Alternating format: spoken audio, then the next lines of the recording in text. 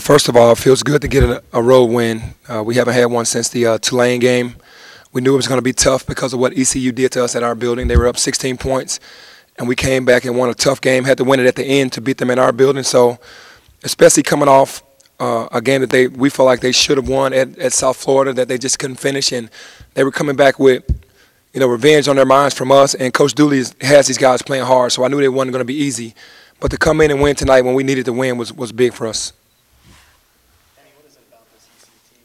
The first time you mentioned it, they had an 11-point lead in the first half, then you guys come back and win. They had a late lead here. You guys won a big run at the end of the game. What is it about ECU that gives you guys trouble for 3/4 of the game, and you can figure it out? And, man, they're well coached. Coach Dooley does a great job, and then they have guys that just play with energy. And sometimes for us, our guys don't play with energy all the time. So if you don't match that energy, they're going to go on runs. So, for the most part, every time they ran out, we sustained and then and got back to where we were. But they're going to always give us problems because they play hard. Any team that plays hard, you're going to always be in the game.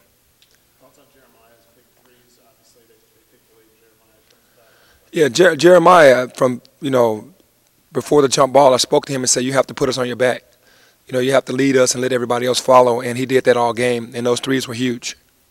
Before the season, did you realize that Jeremiah is sort of this type of player, or has he surprised you at all? No, he really hasn't surprised me. I think early on I was trying to get him more freedom by putting Alex and Tyler out there. Alex being a pure point guard and just trying to be a pass-first guy. Tyler being able to spread the floor, and that would have given Jeremiah more room to work. But then as the season got later, the freshmen weren't playing as well, put him back at the point guard, and it seems like he went right back into a scoring mode because that's what he did last year. So maybe it's just he's more comfortable there scoring, but I thought he'd be more comfortable on the wing getting the ball and us trying to find him. Alex talked about the importance of having him and what he has sort of meant to him and Tyler and even Antoine as freshman guards and bringing them along. What sort of leader have you seen him be? Yeah, he's definitely leading those guys because he has to help them understand that it's not easy, that you have to bring your A game every night. You don't have to score. You just have to bring energy every night.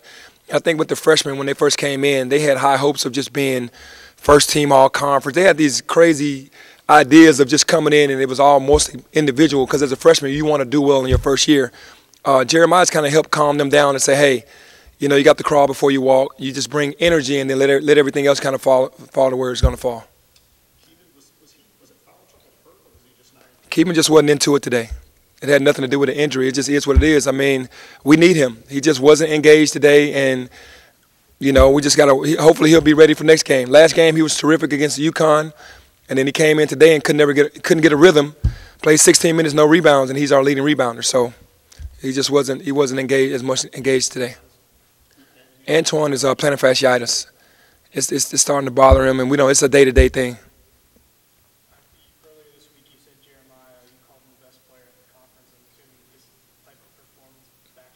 Yeah, I wasn't really trying to disrespect anyone else, but Jeremiah averaged 19 a game last year, and we could have allowed him to be a 25-point scorer this year if he really wanted to be.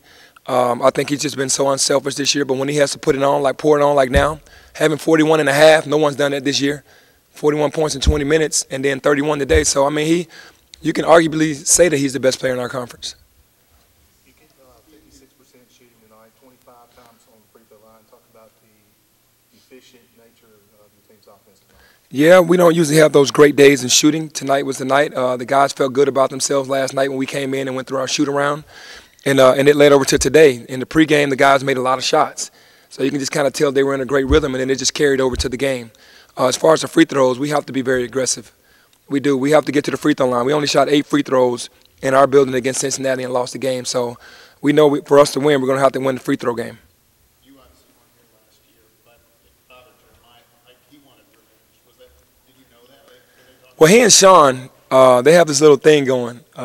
And Sean was talking a little smack to him in Memphis, and I'm sure he remembered that. And he knew that Sean was going to try to come out, and he knew that he had to lead us. But I do know about the game last year when Sean had a really good game against him either in Memphis or here. I don't know which game it was, but Jeremiah was definitely looking forward to this game.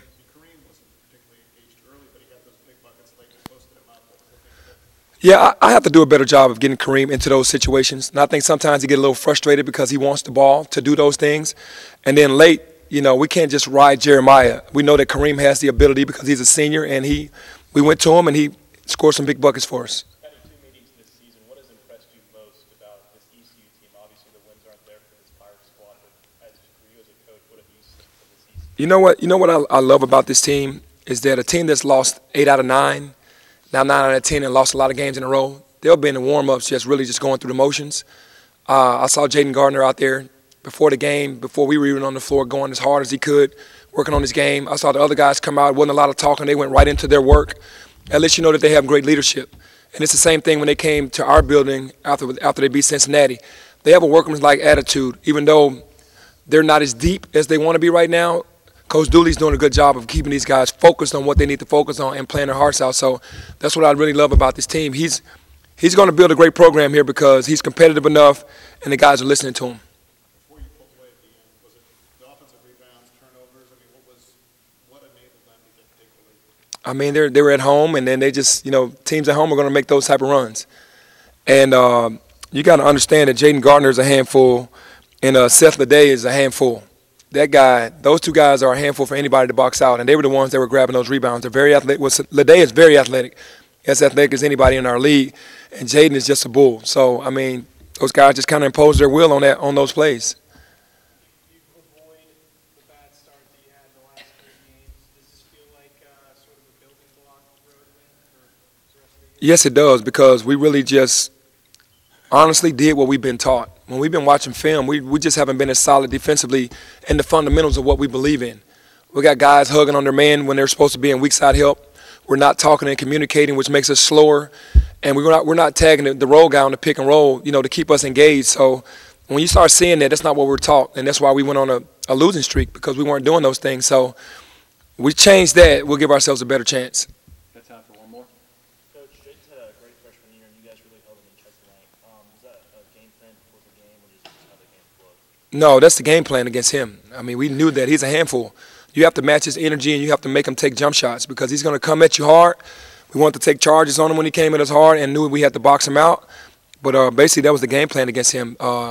Rainier Thornton did a great job on him tonight in a total team effort. But Ray kind of frustrated him a little bit because I know he wanted to get off. But Jaden is a fantastic player. The future is definitely bright here.